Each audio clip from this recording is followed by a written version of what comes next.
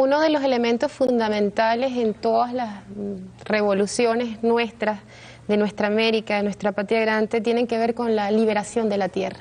De alguna manera somos producto del saqueo, de la expropiación de los pueblos, es decir, les expropió a nuestros pueblos el acceso a la tierra.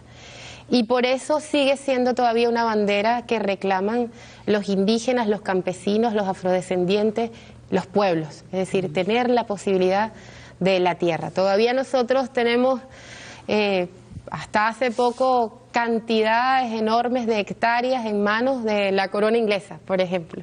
Es decir, es impresionante cómo esa herencia del saqueo, de la expropiación, del robo basado en no considerarnos seres humanos y por ende el robo no era robo. Se le quitó la tierra a gente que no era gente. Sí, como entonces, que si no hubieran estado ahí. Como si no hubiesen existido. Es por eso, me imagino, uno de los elementos fundamentales en la lucha de nuestros pueblos, la posibilidad de la reforma agraria en algún momento, la ley de tierras para nosotros, la posibilidad de liberar la tierra y hombres libres. Pero hay una cosa que es importante, ¿no? De lo que es el aporte de estos años de resistencia. Hay una mirada de la naturaleza, de la tierra, de la relación con la Pachamama, que en este momento es vital, ¿no? En un mundo donde el modelo capitalista del consumismo absoluto, de la explotación de los recursos de manera desmedida, hace que esa visión de nuestros pueblos originarios tenga en este momento vigencia como pensamiento.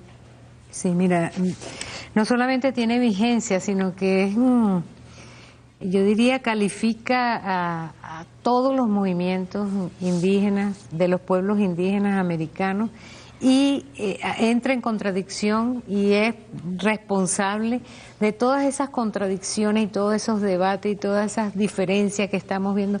Como yo decía hace poco en un evento que estuve hablando sobre este tema, que es, como dice Walter Martínez, un proceso que está en pleno desarrollo. Ese proceso de los pueblos pidiendo, exigiendo, demandando, luchando por su derecho a la tierra, por un trato más gentil hacia la Pachamama, el derecho a la buena vida, el derecho al buen vivir, etcétera, y por otro lado aquellos que se resisten, incluso dentro de nuestras propias fronteras, de nuestros propios países, gente que lo que piensa que la única opción es el desarrollismo extremo o parecernos cada vez más a los que nos dominan, o sea, a los mismos países capitalistas que nos dominan.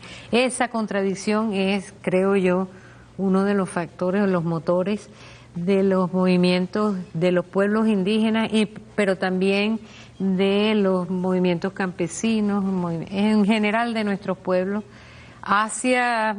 y que, ¿cómo se llama? La solución no se vislumbra a muy corto plazo, pero sí sabemos que hay una tradición de lucha importante y es difícil que cedan. Antes de irnos al corte, hay un elemento importante. Producto del saqueo, de la conquista, que no fue conquista, sino una invasión, que fue una masacre contra nuestros pueblos, se dan dos situaciones, ¿no? La pobreza de nuestro continente, que además también vivimos una de las experiencias más inhumanas, que fue el traerse, aparte del continente africano, en condiciones de esclavitud. La mitad moría en los barcos negreros antes de llegar a estas tierras, ¿no? Esos son nuestros abuelos, nuestros pueblos originarios indígenas y nuestros abuelos africanos también. Esa pobreza también va acompañada de otra consecuencia importante, y es la gran riqueza que tuvo Europa y con la que pudo desarrollar mucho de lo que es esta propuesta imperialista y capitalista. Quisiera que nos quedáramos con esa para debatir en el próximo segmento, pero vamos a ver un micro final con testimonios de Noely Pocaterra. Mienten aquellos que ven en el Día de la Resistencia Indígena un nuevo despertar del odio contra el europeo. Es falso, es mentira. Mienten los que dicen que la revolución bolivariana está presentando un indígena angelical antes de la llegada del europeo a estas tierras. Tenemos las virtudes y defectos de todos los pueblos del planeta. Salvajes no somos, ni buenos ni malos, tampoco somos el lobo del hombre, pero no seremos más los invisibles y los indígenas sin alma y el mundo que resume todos los defectos e imperfecciones del género humano. Patria para los indios. Este discurso de nuestro comandante con lo que es el indosocialismo. Hablábamos antes de oír a nuestro comandante presidente, oímos a Noel Hipocaterra, que justamente hablaba del estigma, ¿no? Cuando nos decían que si éramos realmente, lo que estimulábamos era el odio. Este pueblo que fue hijo de la esclavitud, del saqueo, de la masacre, también es hijo del perdón, porque también los que fueron usados para el asesinato de nuestros pueblos originarios y para esclavizar también son nuestros padres. No podemos negar esa raíz europea. Así es. Entonces también tenemos que ser hijos del perdón. No podemos creer más nunca en la desigualdad, no podemos aceptar la injusticia, no podemos permitir la masacre de otro pueblo, no podemos permitir la mentira, porque esto que somos fue producto de esa terrible experiencia de una noche de 5 siglos. Tú decías, hace un ratito preguntábamos también el tema de, ¿es posible este mundo de pobreza permitió también la existencia de esa Europa y de esos Estados Unidos en opulencia y en riqueza? ¿Solo es posible un capitalismo que tenga la posibilidad de desarrollarse a partir de saquear a otro pueblo? Claro que sí, es que el capitalismo y el colonialismo funcionan de esa manera. Fíjate, por ejemplo, a finales del siglo XV ya la sociedad feudal estaba prácticamente colapsada, ya no daba más. Y es por eso precisamente que se producen los viajes de exploración, como el de Colón, buscando una ruta hacia China, porque los turcos tenían prácticamente bloqueado todo el Mediterráneo. Entonces, la llegada o la conquista de América le produjo a España una cantidad ingente de riqueza, oro, plata, materias primas, etcétera. Pero como España no estaba desarrollada como país industrialista ni capitalista, prácticamente tenía que comprar la mayor parte de las cosas que consumía a los países europeos que tenían ya más desarrollo, como Holanda, Alemania, Francia, etcétera. De manera que la riqueza que vino, que fue expoliada en América, se transfirió a los otros países capitalistas, y eso es lo que permite que entre el siglo XV y el siglo XVII se pase del capitalismo mercantil al industrial. Es decir, el capitalismo se desarrolla en base a la expoliación de América. Pero el enriquecimiento de Europa también significó y significa la pobreza de América. Entonces, por eso es que cuando se habla del atraso de América, la gente dice, no, es que somos atrasados porque somos inferiores. No, finalmente que nos robaron nuestra riqueza. Profesor, pero de hecho, cuando llega el invasor a exterminar a nuestro pueblo, habían ciudades en nuestra América más habitadas que Madrid, que París, que Roma. Eran ciudades realmente en ese momento importantes, ¿no? Sí, bueno, obviamente en el caso de la zona de Mesoamérica, que abarca desde el suroeste de los Estados Unidos hasta Nicaragua, aproximadamente todo lo que es Guatemala hoy día, México, parte de Honduras, El Salvador, toda esa zona existían sociedades con clases originarias y con Estado. En consecuencia, tuvieron un enorme desarrollo, no solamente en la parte de las artes y de las ciencias, pero también en la parte arquitectónica y urbanística.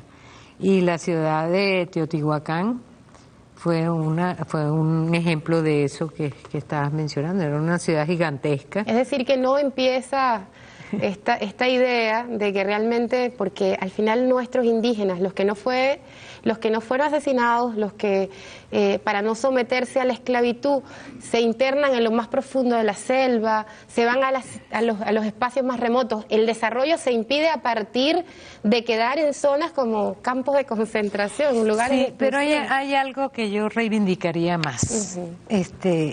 Yo no califico pues el desarrollo estatal que tuvieran las sociedades mesoamericanas o las sociedades andinas del sur, de Suramérica, pero sí califico el nuestro.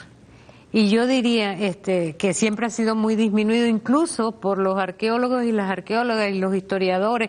Todos dicen, no, pero es que mira, allá hubo pirámides, allá hubo todos estos avances impresionantes, estos inventaron el cero, estos tenían desarrollo de la astrología, tenían formas de escritura. Y por el contrario dicen, bueno, es que nuestros ancestros no inventaron nada, eran sociedades extremadamente atrasadas, y eso explica que cuando llegan los españoles a invadir e invaden a Venezuela, se encuentren con esa cantidad de tribus salvajes. Ese es más o menos el argumento. Pues yo reivindico, para mí, por el contrario, yo no lo veo como un hándicap, el que no hayan formado ciudades, el que no hayan creado lo mismo que crearon los mesoamericanos o los andinos, porque no explotaron nunca a sus congéneres. Y eso sí pasó en Mesoamérica y sí pasó en la zona andina.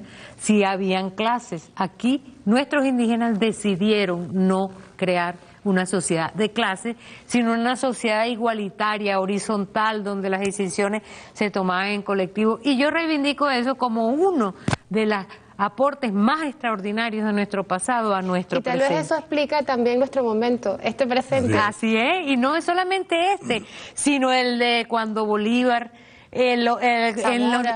cuando Zamora, en distintos momentos de la historia de Venezuela, la condición de horizontalidad, la condición de igualitariedad ha siempre resurgido, siempre se ha hecho manifiesta, siempre como dicen los mexicanos, hemos sido un pueblo de igualados, muy igualados, no nos gustan las jerarquías, no nos gustan que nos mangoneen, nos estén dando órdenes y qué sé yo. Y eso que lo ven como una cosa negativa, es negativa para el capitalismo, que no seamos obedientes, que no seamos disciplinados al estilo capitalista, porque eso garantiza la paz y la productividad capitalista.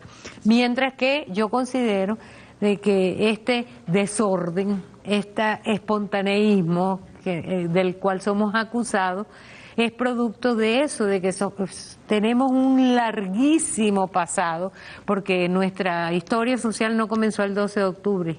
Que nuestro socialismo es originario también. Sí, señor, no somos un pueblo milenario.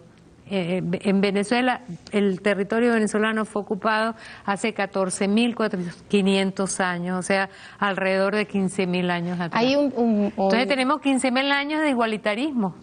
Hay un historiador extraordinario que la verdad lo conocí tarde, ya no está con nosotros, pero dejó 2 libros emblemáticos en portuguesa, y es el profesor de Pasquali. Y hizo un trabajo sobre las comunidades originarias en portuguesa hermosísimo, que de alguna manera describe el espíritu llanero y por qué ese ejército libertador pudo cruzar medio continente para llevar libertad. Nosotros vamos a seguir conversando, pero ahora tenemos la importancia de la civilización indoamericana, un micro, vamos a verlo. Estamos llamados a conocer en profundidad la civilización aborigen, autóctona, nuestras raíces. Nosotros venimos del Caribe, somos Caribe, hermanos de la civilización que aquí anidó desde Tiwanaku para el mundo. Los Aymara, Quechua, más hacia el norte, bueno, los incas, allá en el Cusco, y más hacia el norte, los chipchas, allá en las montañas de Colombia, y más hacia el norte, en la Centroamérica, los mayas, y más al norte, los aztecas. Me imagino uno de los elementos fundamentales en la lucha de nuestros pueblos, la posibilidad de la reforma agraria en algún momento, la ley de tierras para nosotros, la posibilidad de liberar la tierra y hombres libres. Pero hay una cosa que es importante, ¿no? Uno de los elementos fundamentales en todas las revoluciones nuestras, de nuestra América, de nuestra patria grande, tienen que ver con la liberación de la tierra. De alguna manera somos producto del saqueo, de la expropiación de los pueblos, es decir, les expropió a nuestros pueblos el acceso a la tierra. Y por eso sigue siendo todavía una bandera que reclaman los indígenas, los campesinos, los afrodescendientes, los pueblos, es decir, tener la posibilidad de la tierra. Todavía nosotros tenemos, hasta hace poco, cantidades enormes de hectáreas en manos de la corona inglesa, por ejemplo. Es decir, es impresionante cómo esa herencia del saqueo, de la expropiación, del robo basado en no considerarnos seres humanos y por ende el robo no era robo. Se le quitó la tierra a gente que no era gente. Sí, como entonces, que si no hubieran estado como allí. Si no hubiesen existido. Es por eso de lo que es el aporte de estos años de resistencia. Hay una mirada de la naturaleza, de la tierra, de la relación con la Pachamama que en este momento es vital, ¿no? En un mundo donde el modelo capitalista del consumismo absoluto, de la explotación de los recursos de manera